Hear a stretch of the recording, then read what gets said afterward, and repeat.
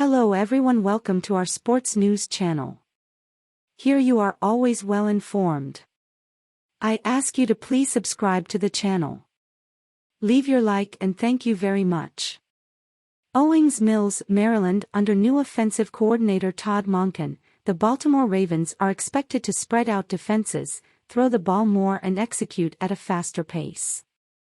But, as off-season practices began, the biggest difference in the Ravens' offense wasn't necessarily visible. It was more audible.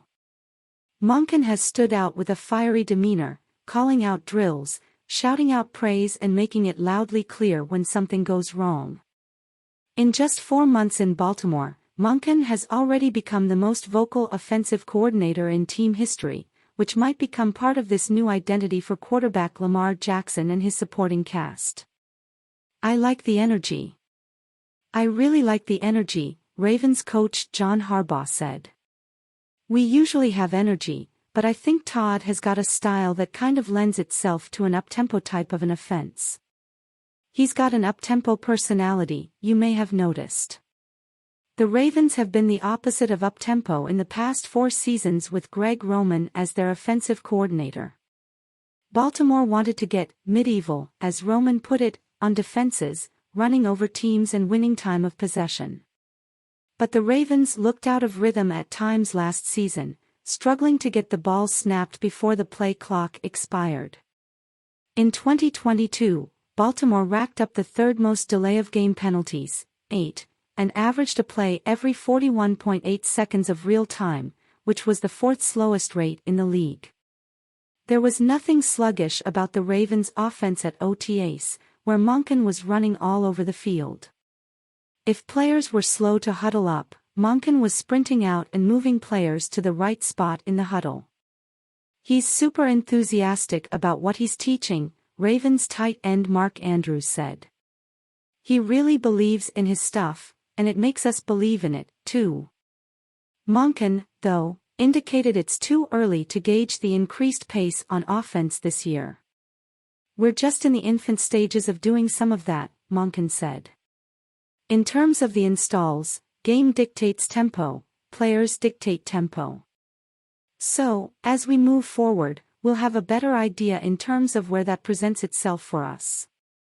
During the first week of organized team activities, Monken stopped plays and drills when he wasn't happy with the attention to detail. There was a point early in practice last week when Monken was critical with how the wide receivers were running deep routes. He wanted them to make their breaks at 18 yards, and they drew some expletive-filled comments when the depth of their routes was a yard or 2 short. I actually love it, Jackson said after his first practice with Monken.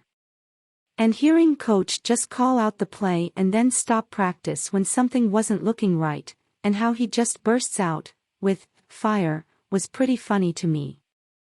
I'm enjoying it so far. Monken's enthusiasm isn't limited to the practice field. Even in the meeting rooms, coach is very active, Jackson said. He's talkative and you're enjoying it, the learning process of what he's saying, when he's teaching us the new offense. Jackson believes Monken wants the offense to run at a quicker pace, saying, there's a little college in it, like a little college system, but it's definitely faster. Monken, 57, helped the Georgia Bulldogs win back-to-back national championships as the offensive coordinator. His offense averaged 501.1 yards and 40.7 points per game last season. I actually vividly remember watching plenty of games over the fall, obviously watching the Dogs, even though they made it look easy a lot of the times, just how he utilizes everyone in their position, a lot of eye candy and things like that, said Ravens middle linebacker Roquan Smith, who starred at Georgia and remains a huge fan of the football program. I'm like, man, if some of this stuff was brought to the league, NFL, it's going to create some problems, because I know it made me think a little bit. The addition of Monken was the first of many changes to the Baltimore offense this offseason. The Ravens signed wide receivers Odell Beckham Jr. and Nelson Agholor and drafted wide receiver Zay Flowers in the first round. There are heightened expectations for a Ravens offense that finished 19th in scoring last season, 20.6 points, its lowest ranking since 2016. You're paid to move the football and score, and that's a lot easier with talented players, Monken said.